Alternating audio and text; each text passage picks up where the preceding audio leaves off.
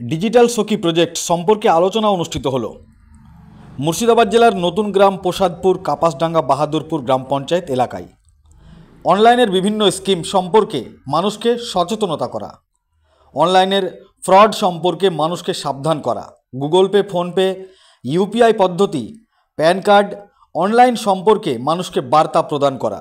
Digital সখী project সচেতনতা আলোচনা অনুষ্ঠিত হলো মুর্শিদাবাদ জেলার নতুন গ্রাম প্রসাদপুর কাপাসডাঙ্গা বাহাদুরপুর গ্রাম পঞ্চায়েত এলাকায়। দেখুন সেই ছবি আখেরিগঞ্জ নিউজ চ্যানেলের পর্দায়। কি বলেছেন তিনারা সংবাদ মাধ্যমের সামনে শোনাবো আপনাদের। এই ভিডিওটি যারা দেখছেন চ্যানেলটি লাইক করবেন, শেয়ার করবেন আর সাবস্ক্রাইব করবেন। আই লাভ মাই ইন্ডিয়া, মেরা ভারত মহান। মুর্শিদাবাদের লালবাগ থেকে আরিফ হোসেনের রিপোর্ট, আখেরিগঞ্জ নিউজ। আমাদের এই যে প্রজেক্টটা চলছে এটা হচ্ছে ডিজিটাল সখী প্রজেক্ট, আমাদের প্রজেক্টের নাম। তো এখানে মেইনলি হয় অ্যাওয়ারনেস সম্পর্কে, ডিজিটাল অ্যাওয়ারনেস নিয়ে। তো প্রথমত আমাদের যেটা ফার্স্ট ইয়ারে হচ্ছিল, তো তখন কিছু এরিয়ায় ছিল এরকম মানুষজন যারা অ্যাকসেপ্ট করতো না আমাদেরকে, প্রথম করতো না। তারপরে যখন আমরা ব্লকে, পঞ্চায়েতে সবার সঙ্গে মিট করলাম এবং অ্যাকসেপ্টেন্সটা বাড়লো একটু। তারপরে যখন ওরা এলাকায় শুরু করলো যেতে, মানুষজন জানলো হ্যাঁ এরা কি কাজ করছে, অ্যাওয়ারনেস সম্পর্কে করছে, ফ্রড নিয়ে বোঝাচ্ছে, স্কিমগুলো নিয়ে বোঝাচ্ছে, স্কিমে যুক্ত করছে।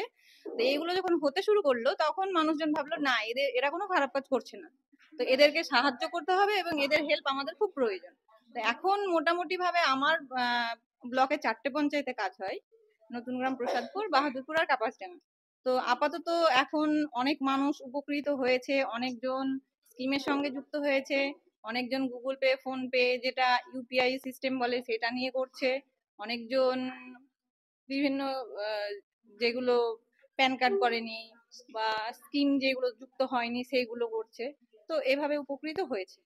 মূলত আপনারা ডিজিটালের উপরেই বেশি উদ্যোগটা আপনাদের? হ্যাঁ, আমাদের ডিজিটাল অ্যাওয়ারনেসের উপরেই কাজ করছে, ডিজিটাল এন্ড ফাইন্যান্সিয়াল ইনক্লুশন। এই যে আপনারা উদ্যোগটা নিয়েছেন গ্রাম বাংলায়, মূলত সমস্যা ফ্রডের শিকার হয়তো গ্রাম বাংলায় বেশি, তাদেরকে কিভাবে অ্যাওয়ারনেস করছে? এখন ফ্রড যে পরিমাণে বেড়েছে, বিশেষ করে ডিজিটাল টুলস ইউজ করে, এবং এটা নিয়ে অনেক ডিটেলসে এখানে আলোচনা হলো। শুধু গ্রাম বাংলা বলে নয়, আজকে অনেক শিক্ষিত মানুষও এই ফ্রডের শিকার হয়ে যাচ্ছে। আমরা গ্রামের যে মানুষ সাধারণত যারা ফোন ইউজ করেন বা এইপিএস, আধার এনেবল পেমেন্ট সিস্টেম দিয়ে আঙুলের ছাপ দিয়ে টাকা তোলেন, এই ধরনের যারা মানুষ আছে তাদেরকে আমরা আরো বলি ডিটেলসে যে যখন আপনি টাকাটা তুলছেন, সেই টাকাটা তোলার সময় যে আপনার আঙুলের ছাপ থেকে যাচ্ছে সেটা মুছে দিন।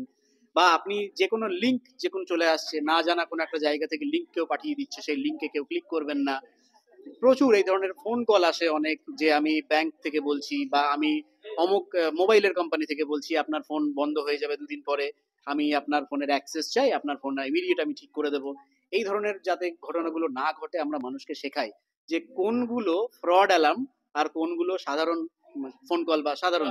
বিষয়টা হচ্ছে ফ্রড, প্রতারণা হচ্ছে, অনেক প্রতারক ধরাও পড়ছে।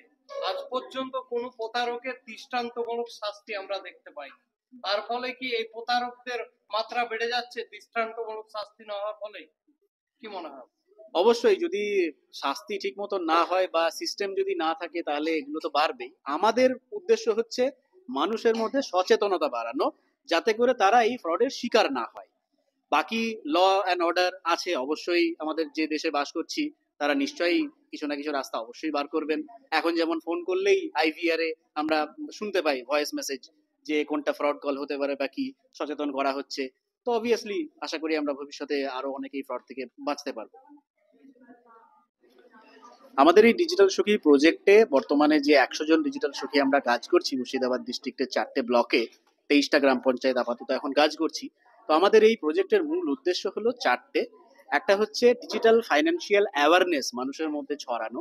2 হচ্ছে ডিজিটাল বিষয়গুলো বা ডিজিটাল টুলস গুলো মানুষ যাতে ইউজ করতে শুরু করে বা যে পরিষেবাগুলো আছে সেগুলো অ্যাডপ্ট করতে শুরু করে।